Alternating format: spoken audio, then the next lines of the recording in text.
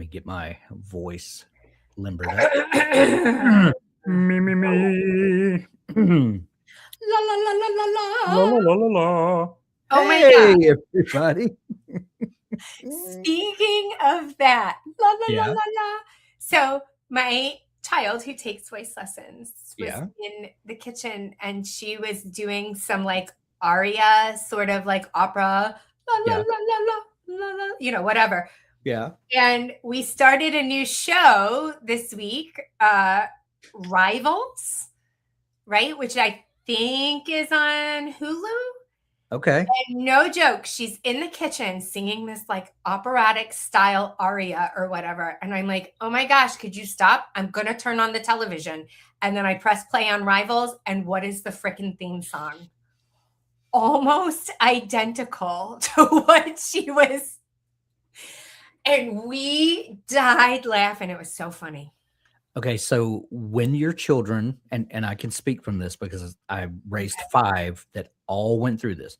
When your children go through musical theater specifically, and that can branch out into, various musical pursuits, acting pursuits, but we're just going to call it musical theater. It will occupy every thread of your life. Mm-hmm. And it just comes things that may have always been there, but you just weren't tuned to that channel.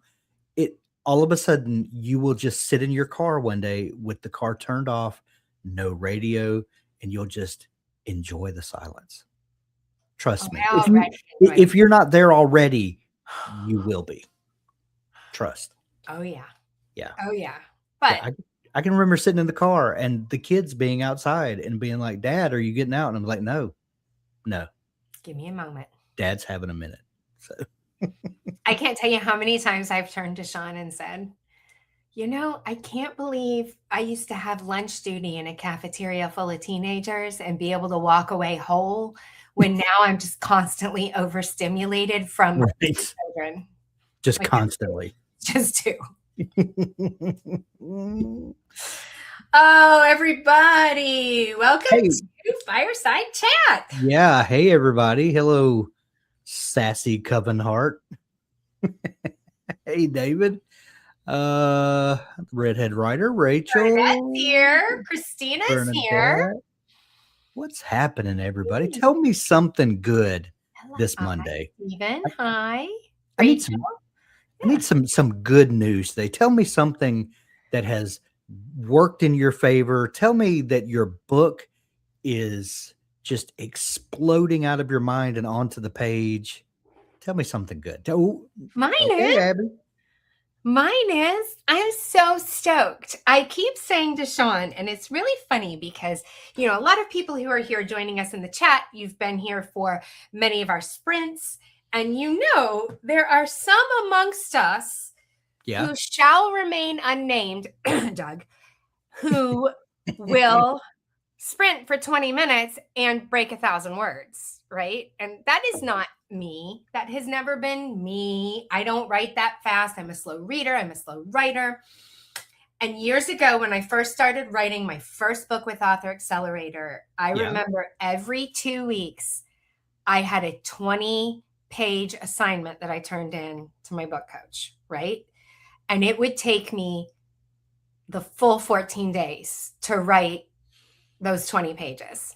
Like 5,000 words felt like an enormous just accomplishment. And in the last week, less than a week, I've busted out over 50 pages. And I said to Sean, if you had told me years ago that I would do that, I'd be like, you're lying. But the story that I'm writing now, I'm on fire with. I love it. I can see it. I can feel it. It's awesome. Like I wake up in the morning jazzed to sit down and write it. And it's just coming, which feels great. So I wish that for everyone this week, that you can share in my joy.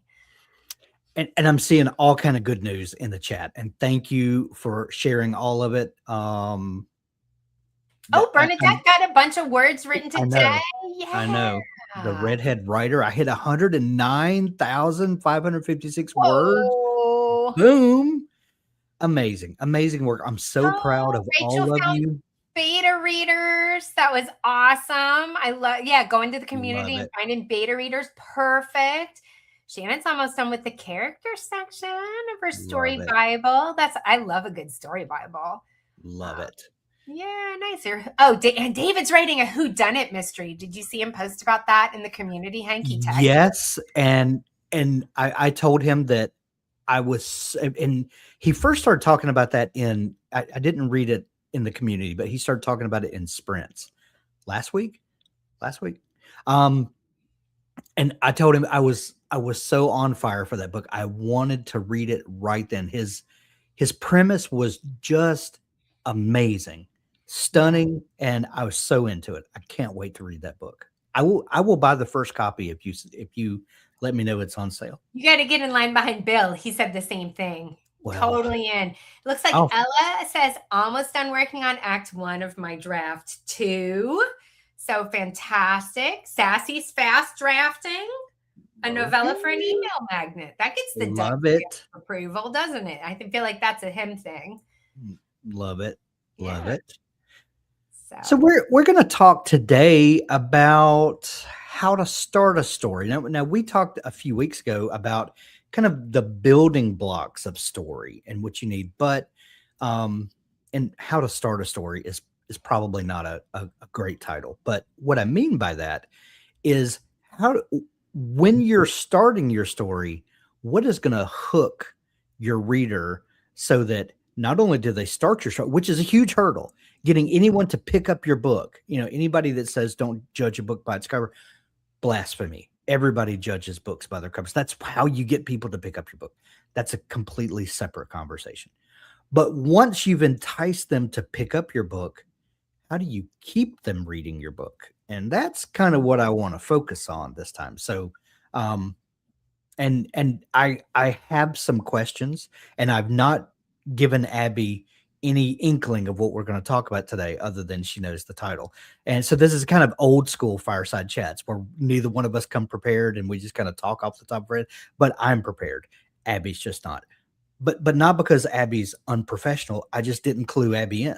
not because Abby didn't ask and then Right. accuse you of Yeah. giving me a pop quiz. Yep. And I said no. So what are you reading right now, Abby? And where are you in the reading process? Okay. And more specifically, um, did the hook bring you in, or are you grinding through Did it, the hook bring you hoping? back?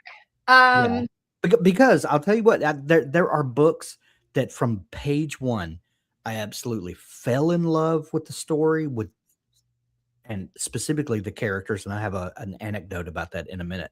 Um, and I just wanted to live with these characters forever. I would have kept turning pages as long as you told me stories about them.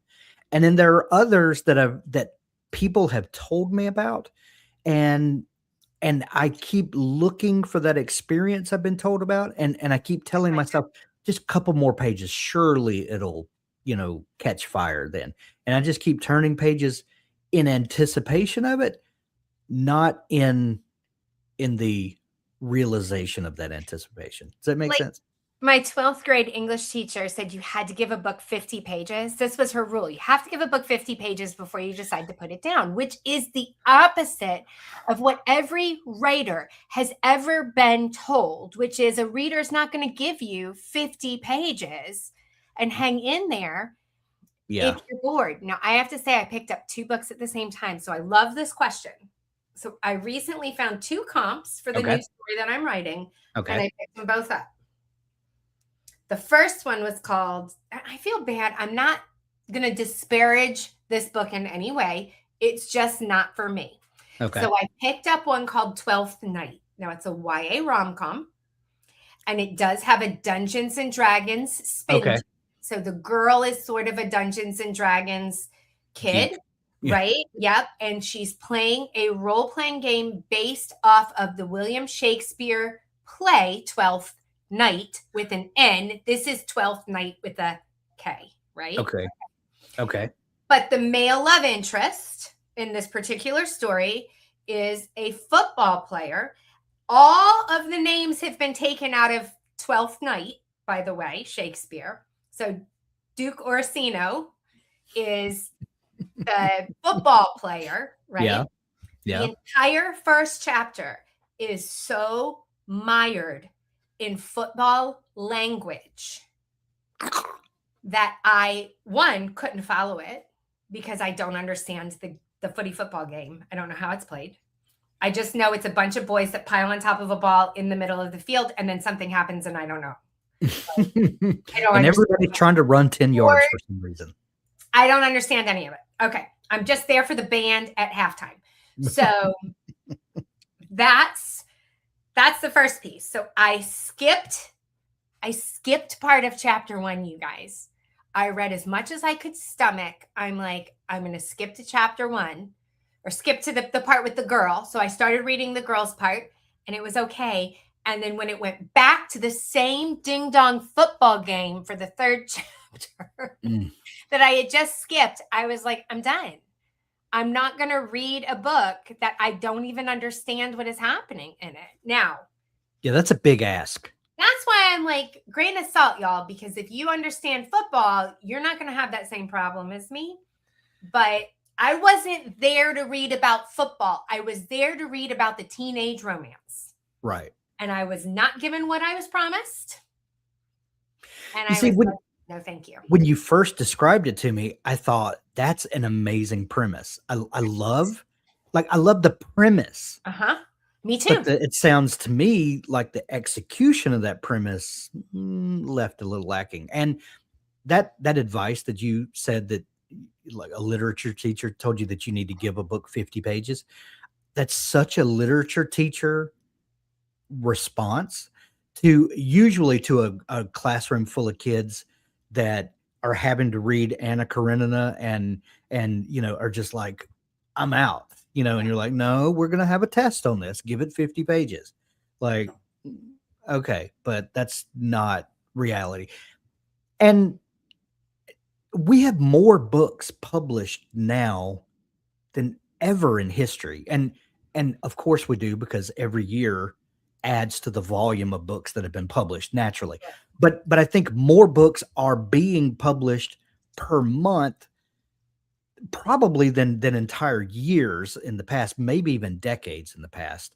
And we just have a glut of stories. We don't lack for stories. And I'm with you. I'm just not gonna torture myself for 50 pages. If you don't grab me right away, I'm not going there with you. Ain't nobody got time for that. Ain't nobody got time for that. I got bronchitis. Yeah. But I, at the same time, started reading Dungeons and Drama by Christy Boyle. Okay. Now, and so let me ask you this. Were, at least in your mind, were these similar books? Yes. Okay. So did you pick these up together? Did you pick these up together? I picked them up together, and I picked them up because the book that I'm working on has a theater kid twist to it. Okay. And it also references Twelfth Night, right? Okay. So I'm like, these two books are perfect. Twelfth Night actually is a YA rom-com based on Twelfth Night. Done. I'll pick it up. Got it. Yeah. Just happened to have Dungeons and Dragons in it, right? Dungeons and Drama is about a kid who's a theater kid at a high school who ends up working in her dad's game store and getting a crush on a kid that works at the game store who's a Dungeons and Dragons nerd. So there was some crossover there between the two. My book doesn't have anything to do with Dungeons and Dragons. It has everything to do with the drama part of it, which was why I picked up those two books. The Christy Boyce book, Dungeons and Drama, I had read the other in that series, but I had never read this one. Totally delivering. 12th Night lost me on a technicality. Okay, so standing on the outside looking in, because you've got two great examples of two things that really hooked you on the premise, or maybe the promise of the premise, and one executed and one did not. And did the one that failed, the 12 night book. Yeah. Was it all of the football jargon that just felt out of place? Can you put your finger on, or was it more than that? Was it I because actually some think it was more than that. that's what I was gonna guess, because a lot of times they'll there will be The Martian, for instance. Um, I I don't know physics equations. That's not where I fall on the spectrum. But Andy Weir told that story in such a fun, engaging way, found ways to take these crazy concepts and root them not only in reality, but in everyday life. Like when he had to do the calculations for how to grow potatoes because he was withering away and starving. Like, he took these esoteric Me. concepts and gave it some, put it in the dirt and made it accessible. Accessible maybe is the so it sounds like to me you've got this book that took this, this football stuff, didn't make it accessible to you, and it's almost like they were trying to reach this other audience by kind of giving them an olive branch, so to speak. But by doing that, they lost their other audience. So even looking at the covers, because it's Okay. funny you said covers earlier, Yeah. I almost didn't buy 12th Night because of the cover. Mm. It looked like a romantasy cover to me, which is not my gig, Right. not what I'm writing, and not what Right. I'm interested in reading. Right. And the cover gave me pause. But I read the back of the book and was like, but I think this is a comp for what I'm writing. And the Christy Boyce cover looks very much like a YA rom-com cover. Right. And I have a feeling that maybe my hangup is there's no calm in the 12th night. It's just a rom. Mm. And that might be, as we're talking through this, what's kind of catching me up, because I'm like, where's the funny bits? Where's the thing that happens that's like super weird, or the crazy teacher at school? Like I think there are pieces of tropes that I'm subconsciously looking for. And Yeah. again, we say it, romance readers, they're all about their tropes. And for Yes. me, if there's no calm in that rom, I really, Yeah. I don't have time for that. Yeah. Right.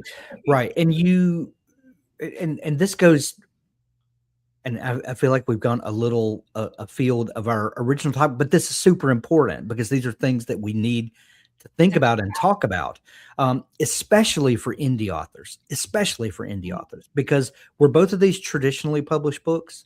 Yes, and 12th Night, I think, was someone who maybe had books that were either not romance, New York Times bestseller, very accomplished.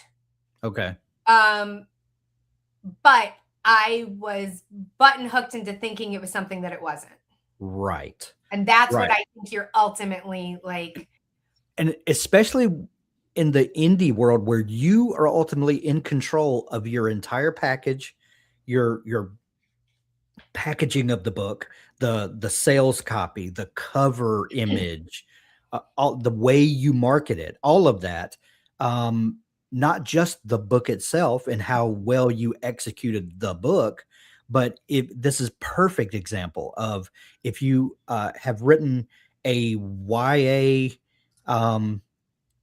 romance, a YA sports romance, which is a thing now. That's a Right, right. very, very hot Hockey in category. particular, super big. Hockey, especially, and some football, but hockey definitely. But it sounds like that's what this book is, and they tried to appeal to a broader audience, but by doing that, they missold the book. Yeah, if you put Oh, a romantasy cover on it, and that's not what the book is. so interesting. Yeah. There are two covers to this book. What? I want to show you. Hold Please on. do. Please do. I want to show everybody this because I think Are they? Is one an American release and one an abroad release? One is an Ah, international edition. internet. I couldn't think of the word international for some reason. Hold on. All right, let me see. Let me pull up all three of these, and then I will share it, and we can kind of break these down. All right. So, StreamYard, share my screen. Share my screen. All right, here's the first one. All right, Dungeons and Drama. That's the one. Very rom-com-y. Yes, yes, that screams rom-com. All right. From the God. yeah. That's what I picked up. But does that not say more romantasy to you? It's not quite as ornate. That says literally romantasy. It's got swords crossed with roses on it. That's literally a romantasy cover. Okay, so this is what I was expecting. This should have been my cue. Oh, mercy. There's the international cover. Okay, so this one, you've got him in the jersey, which is telling me he's a jock. Yeah. She's dressed in, a knight's armor with a sword. He's wearing the crown, so you get the connection there. They're a couple, or trying to be a couple. They're coming from different worlds, but him wearing the crown says there's some crossover. There's some crossover there. You can see that he's hurt. I don't know. You can see that he's hurt. He's got a knee brace. He's got crutches. Yeah. Yeah, that says so much. That's so much is communicated in that. Can you go back to that? What I thought I was getting, but then. Can you go back to that first one? Yeah, I'm trying to find where there we go. There's my cursor. No, the other one. That one. Okay, this is Dungeon. Okay, never mind. This is the other book. Okay. Okay. Wow. Yeah, that one and the bottom one tells two completely different stories. But that's the same book, same author. Wow. Do you know who the publisher was? Oh, good question. I don't know. I'm just curious because all of these cover decisions happened at the publisher, and I'm willing to bet that Alexine. All right, I can read the back of the book too if you want. Okay. So the publisher is Macmillan. Okay, so which Macmillan owns Tor, which is one of the huge fantasy publishers. This says Macmillan's children's books is the okay. All right. So my point is Macmillan should know better. So it says from the New York Times bestselling author of The Atlas Six under pen name Olivia Blake comes 12th Night, a grumpy YA or grumpy sunshine YA romantic comedy. So it says it right there, and coming of age story about taking up space in the world and learning what it means to let others in. Viola Reyes is annoyed. This periwinkle cover or whatever that color is says none of that. None of that. Wow. So anyway, and when I read it, it didn't to me, the beginning didn't feel very rom-com-y. Okay. And maybe it's worth, what did you say earlier? Not powering through. What did you call it? Grinding? Like I just need to grind and read it. Yeah. To see, because maybe to Mrs. Weitch's point, I need to give it 50 pages, but it didn't scratch the itch that I was looking for. Well, I had a conversation with Terry Brooks one time, the Sword of Shannara author, and we were talking about when he wrote those very first Shannara books in the 70s, and he was the heir apparent to Tolkien. So those books are coming directly on the heels of the publishing success of The Lord of the Rings. Okay. That sets Okay, it. so get your mind around when we're talking about, okay? And and if you read that first Shannara book, and I think it was The Sword of Shannara, I think that's the name of it. Um, you you go 150 pages into that book before anything happens. We Wow. we've got people coming down from their room in the inn and having hot tea and crumpets, and it's just Totally different time, though. yes, but it's very much slice of life.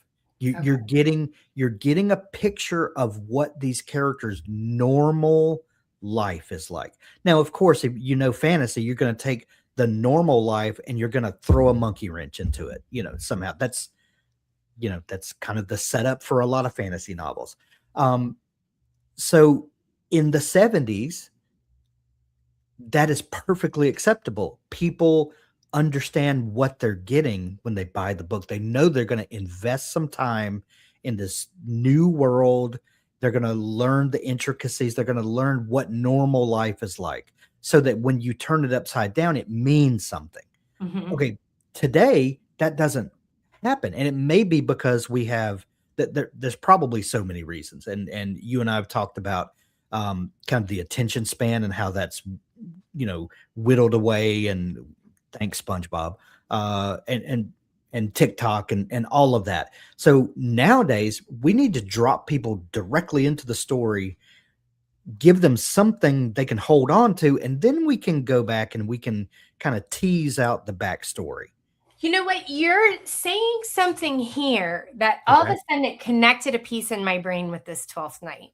Okay. All right. So it's definitely, so far from the little bit I've read, she is following the traditional formula, which is you Okay. introduce one love interest, then you introduce another love interest, and then you have them somehow meet, like the meet cute, Right. right? She did a weird thing. She started with the boy. I don't think you often get started with the boy. And I kind of like that, except Interesting. he threw me into the middle of the boy's ordinary world where he was getting hurt on the football field, right?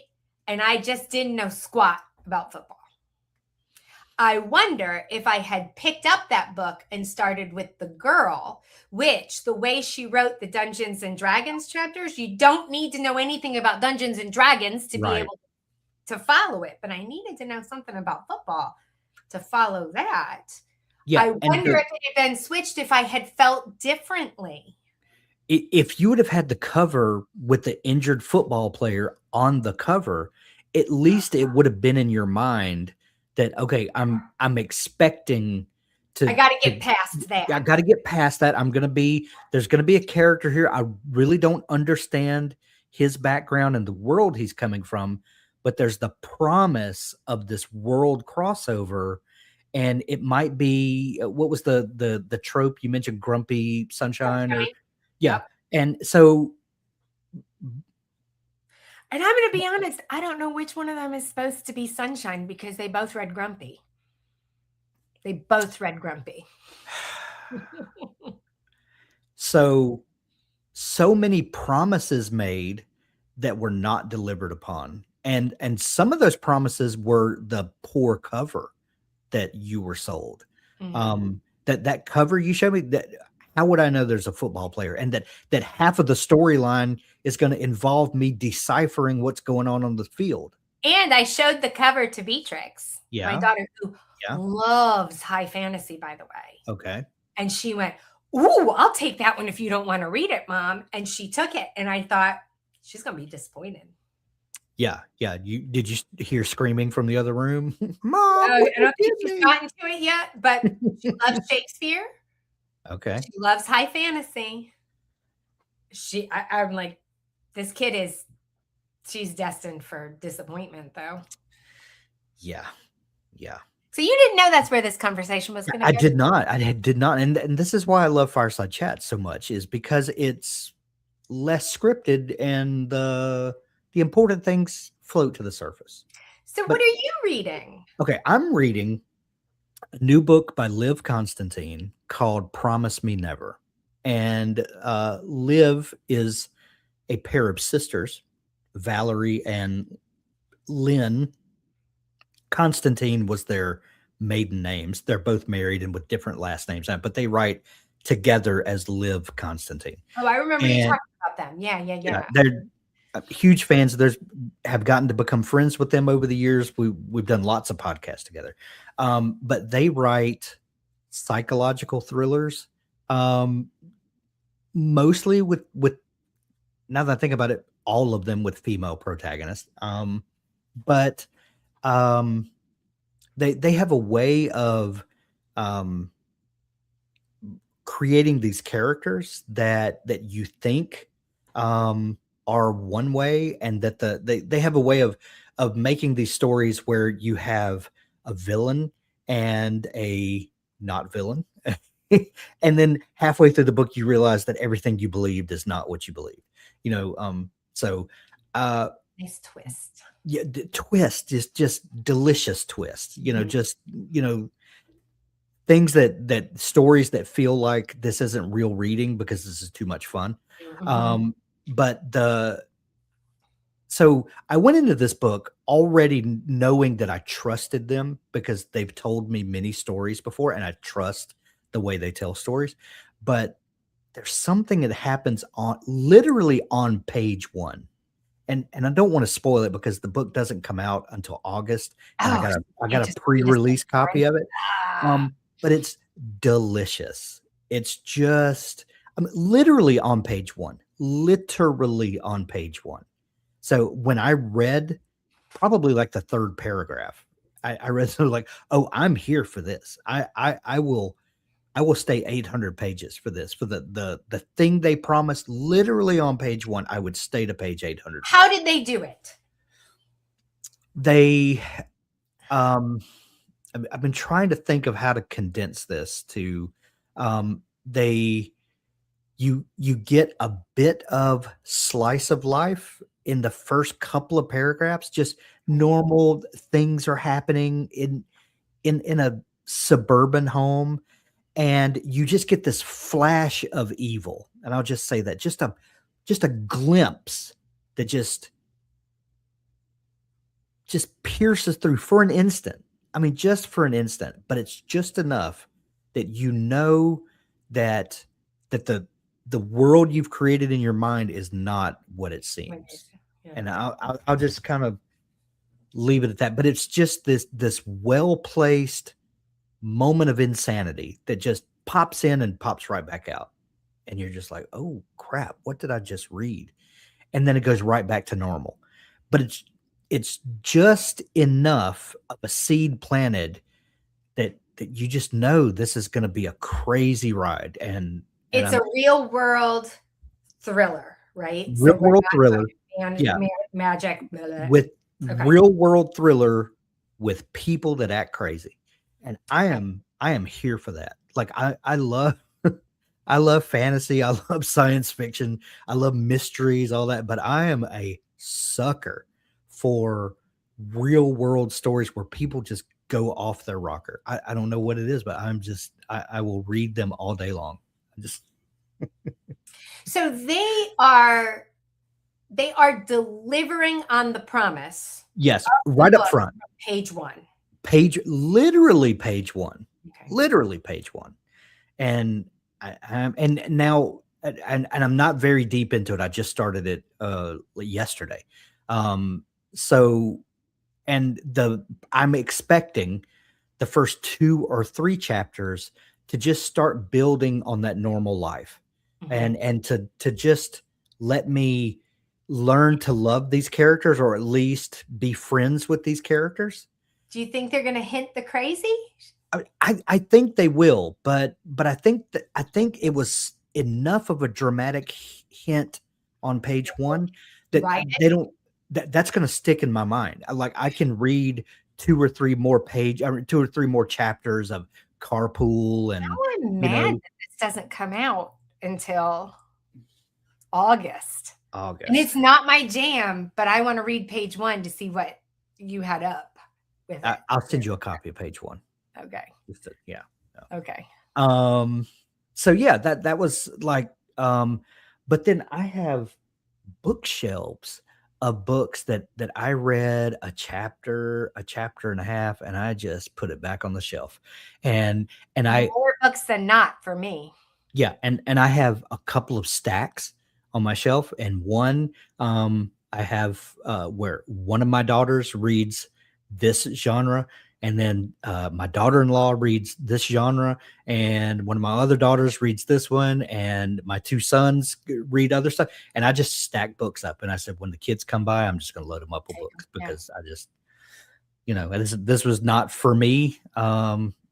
Yeah, there's only so many hours in the day, There's so only so many hours in the day. and we Yeah. want to write our own stuff. So Exactly, exactly. You just don't have time for all the stuff. So, here's a bit of a hot take. okay. Um, the most iconic opening lines maybe is a bit overrated. Um, that like everybody kind of Sure. sweats over that first sentence, like, you know, call me Ishmael, or that does do you think that it's important to open strong, to open, dramatic, iconic even, or is it more about that tapestry of the first page, the first Mm. couple of pages, the first chapter? What's more important to you? I mean, I think as a writer, there's so much pressure on that first line that I Right. don't know that I've ever really nailed one. I have been eternally jealous Yeah. of my co-host on the Mom Rights podcast, like years ago when we Yeah. started doing this, was my friend Melanie Parrish. And she wrote the most brilliant first line. And my first line wasn't that good. And man, I beat myself up over it. But her first line was, and it was like a medical thriller Mhm. sort of thing, right? Was the first time Quinn tried to kill himself, he picked the wrong tree. And something about that, I mean, here we are like almost 10 years later, and I still remember that line. And I was like, oh, I mean, that was a good line. That's a great line. That's a great line. And so, Admittedly, yeah. oh, so good. Yeah. Bernadette says that gave me the tingles, right? Right, right, and I have to read that first chapter now. I Right. just have to. Now Now, I don't know that I've ever written a line that was that good. I know that's I'm gonna so say it. good. So That's so good. I lean towards just be strong on the first page. Yeah, yeah, me too, and I've had some pretty good opening lines, but I've never had "You chose the wrong tree," to kill yourself. But more times than not, I have an opening image, Mhm. um, that I'm going for, and a lot of times that takes a page or 2 to fully get that image out.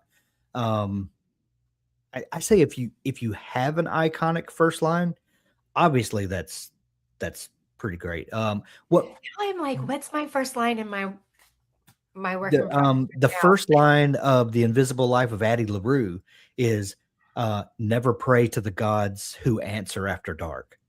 Like, Yeah, that's how the book opens, like, you're like, "Boom, okay, I gotta know what this is about." Um, but for me, it's more times than not an image, and then I'm trying to convey that image in with the All right, opening. like now I'm gonna pop quiz you. Okay, Pull up the book you're working on. You did not know you were going to be asked to do this. I'm going to okay, share. Now, my first line is kind of truncated. So I'm going to share my first small paragraph. You okay, share yours. All right. So here's mine. okay. Not everyone who lives in LA has dreams of being on camera. A smaller percentage of Angelinos want to write for film, and a smaller percentage than that want to direct it. And then there's me, Eleanor Mayfield. So that's how I start this one, because she's a kid that just wants out of acting, right? She's grown up in LA. Her mom's a hopeful actress, and she just wants out. So that's how I started mine. What's yours? Mine starts, I was 19 the last time I stood in a cotton field and believed the world made sense. See, that's way better than my first line. Yeah. I don't know. And then, but that's one single line. It's technically a paragraph, but then there's a paragraph. That is not the beginning, but it's where I need to start because everything that came after grew out of that dirt. And if you do not know the dirt, you will not understand the rest. The dirt was dealt to clay, black as coffee grounds after a hard rain, pale and cracked in August when the heat sat on the land like something with weight. 1,200 acres of it running east from County Road 12 to the tree line along the Sunflower River, and every acre of it carried the name Jessup the way a man carries a scar, not always visible, but always there. You're like way more literary than me, too, I think. You could walk that line, Hank. You've got that feel to your voice. Yeah. I mean, I kind of lean towards wanting to sound like I'm a freaking kid because that's who I'm writing for. You write for 12-year-olds, you know? Well, this one's a YA, so I write Yeah. for adults too. Adults read it, True. right? Because I Yes, read it. absolutely So, they do. Yeah. you know. So, if anyone has an opening line that they feel like is iconic or that they're just really proud of, like I really worked on this opening line, put it in the chat. I'd love to see what you guys have come up with.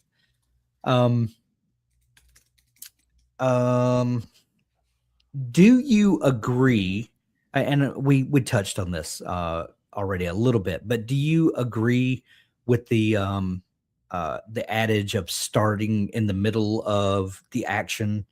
And what do you think that does for a reader when you drop them right in the middle of something happening?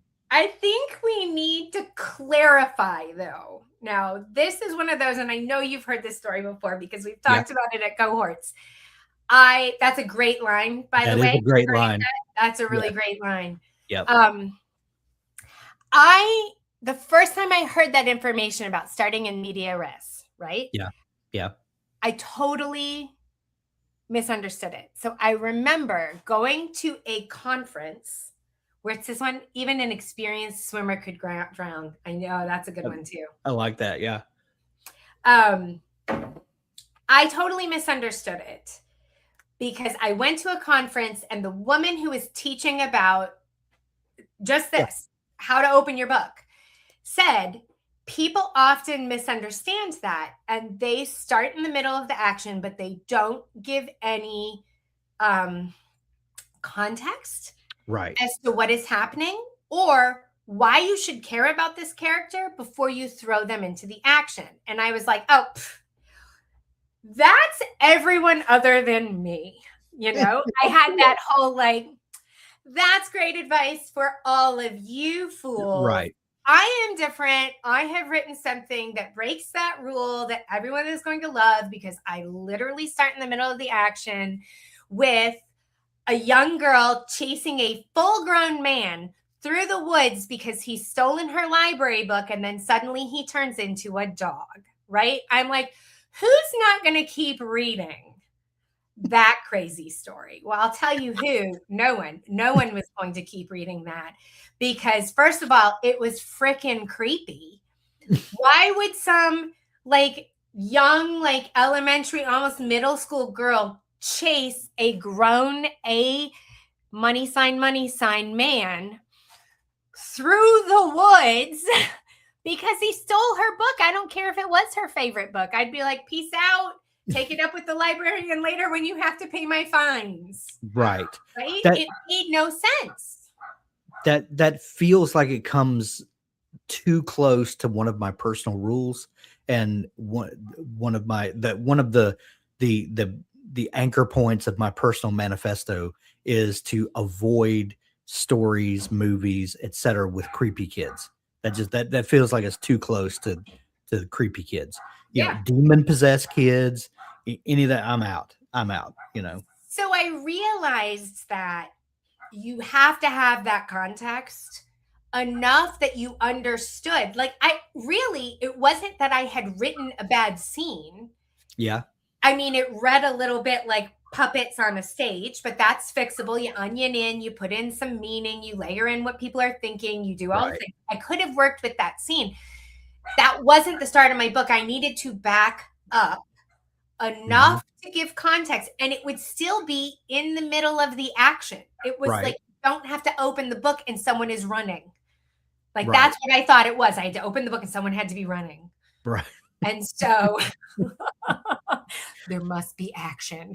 There must be action. Yeah, uh, a lot of times I open books with, with a bit of, like, internal monologue, like I just read you, like, it's not monologue per se, but it's a character, and we're trying to get inside his head, and there's there's a, there's a moment of, um decision or um, there's a problem there that he's standing in the middle of, and that's kind of you don't understand why he's in this battle, this struggle, but he's there, and then you start kind of unfolding that. So, um, yes, yeah, I saw that question about the cohort as well.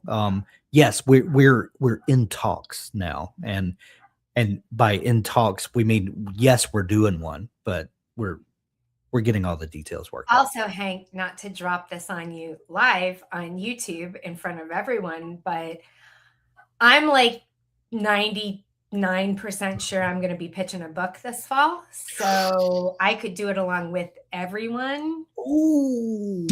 if we want to work that in. Yes, we do. Yes, we do. I'll do it with everybody. I'll be your live guinea pig, people.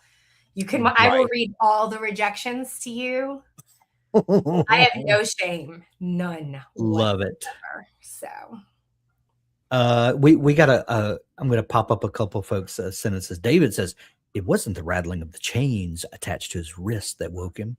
It was the creeping coldness of the damp dungeon ew, that forced him back into reality." ew. Ooh, I felt that, David. I felt that. Oh, no, sorry. Sassy says, Mara Pierce is counting the number of days until her coworker Brenda retires, which is almost equivalent to the number of days it's been since she's. Oh, okay. Hank forgot whose line he was reading. So. Yeah. Oops. Let me read this before I read it out loud. The knife came down with a heavy thud, sending a tremor through the wooden board as it sliced through the tough scales and cleanly severed the fish's head. Ew. I Everybody's so visceral It's today. so visceral. I love it. I love it. Oh man. Steven's got one down at the bottom. Hold on, last one. Pop it up. Pop it up. Here we go. Dawn stretched golden fingers towards the barnyard. Fingers across the barnyard, chasing the last shadows into hiding. Ooh, provocative. Oh, I love it. I love Golden it. fingers. Um, is there the book that you're writing now? Mhm. Is there something in the opening that is not working, or that you haven't figured out how to unlock? I did. So Joe Bunting was testing a first chapter roast. Okay. Yes. Right. Yes. And so I put my chapter into it twice. I actually just closed it. I'm wondering if I could get it back. It actually didn't like my first line, I think. It didn't like that whole part right there. And it did say something along the lines of like, I was like overstating everything she was thinking. So I think Yeah. I had a little too much repetitive internal monologue Yeah. in my first chapter, which again, I'll take that criticism because that's an easy cleanup. You know, a lot of times, like I feel like when you're a writer, you have one of two tendencies. Either you write kind of sparsely and then you have to go back through and you have to add in things like interiority and extra world building ideas and, you know, things like that. Or you overwrite and then a revision is predominantly cuts, you know. And so I Right. think I'm I leaned a little towards cuts in my first chapter at the very least. So Gotcha. Are you a um are you a first chapter rewriter? Um or and I'll just tell you my experience. When in my early days of writing, I would rewrite and rewrite that first chapter until I felt like I just nailed it because I wanted it to be iconic. I wanted to suck people in. I wanted to I wanted to make such an audacious promise to the reader that they just had to keep reading. You know, there's I wanted it to be like that. And what I found, and I think you can relate to this, is I would spend 5 months writing and rewriting chapter one, and then I would have the rest of the story in my mind, and then I would eventually start kind of losing what the story was supposed to be. What that Because like I've said before, I always have an opening image and an ending image, and I'm trying to connect those two. But I would start to kind of lose that ending image, the visceral nature of what I'm writing toward. That sums up my writing process. I'm writing toward something, and I would work on that opening so much that I would start to lose focus of what I was trying to accomplish. And I found that I have to get that opening as good as I can in just a couple of passes and then leave it alone. And then go right toward what I'm writing toward. And a lot of times what I found is some of the keys that will unlock some of the locks are later. And they only come to me, and then some things have come to me as the locks present themselves. I start seeing what that key should be, and then I can go back and I could write in a line or two in the first chapter that then make it make sense, but I could never come up with that at that point in the story. No, not at the beginning. I had to experience what the actual problem was before I could get to there. So And yeah, always in revision is where I do Yeah. my rewriting of chapter one. I'll Right. rewrite chapter one a couple of times, but not until I've written the whole thing. It Yeah. is my strategy. And again, like talking about being book coached, and my friend Melanie, who wrote the phenomenal first line, she Yeah. and I had two completely different strategies when it came to drafting. So I would turn in my 20-page book coaching submission. I would get the feedback on it. And then I would write forward as if that feedback had already been incorporated. And I would just keep going. She did not. She would go back, rewrite her chapter, and resubmit. Oh. She could not make herself move forward until she felt like it was right. And it took her Wow. way longer to write her first book than it took me. Now, it was a stronger first book than mine. So it's a trade-off sometimes. Yeah. But I wanted that forward momentum because I discovered things along the way. You and I outlined similarly. I discovered things along the way that helped me in revision go back. And I would just make notes. I would just, if I thought of something, like something that needed to be added to the first chapter, I would circle back around. I'd highlight something. I'd make a comment, and then I'd move on. Like, happy that I wasn't going to forget it. Yeah. And some of that is just, can you hear me, by the way? I can hear you, but I can't see you. Okay, good. My computer just completely locked up. I can hear you perfectly fine, but all of my video and all of my windows are completely locked. I have no So idea weird. what's In going the on. chat, can you guys hear Hank? Let's make sure, because I can hear you just fine. So you can Okay. keep going. Well, it's time for us to start landing this anyway. So I'm glad this happened at the end of the show. But yeah, that is something that comes with just getting confident with the way you tell stories and the way that it's just getting confident that you have the skills and that And it doesn't have to. I think this idea of the iconic opening and the one sentence that just really gives people the chills, like, those things are wonderful, and when they happen, they should be celebrated. Yeah. But I fear that we are putting more, stress on landing that thing than telling a good story that brings people in, and I think that's what we're gonna talk about a lot in next Monday's, workshop. Brooke says, your face froze with an unfortunate spot. I Maybe know, this looks sad. looks like I'm poking my bottom lip out, doesn't it? Oh, Hank, it'll be all right.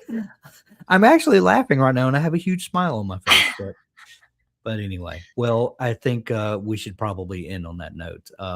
Thank you all for joining us. Next Monday at the same time, we're gonna do a workshop, and I think we've kind of worked out some of the, questions that we had last time about how we work in the exercise times and things like that. So I think that will run a little smoother this time. I warned everybody last time that we had some questions that we could only answer by doing it live in front of everybody and seeing how it goes. So hopefully we'll have a better experience with that this time.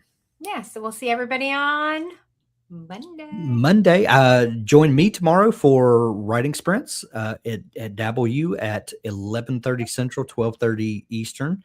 And then on Coffee hour. Wednesday, Abby for coffee hour. Thursday, Doug will have writing sprints, and we'll see you all there. Sounds good. Bye, All right. everybody. Bye. Uh, Abby, will you I hit the will. button, I will please? end this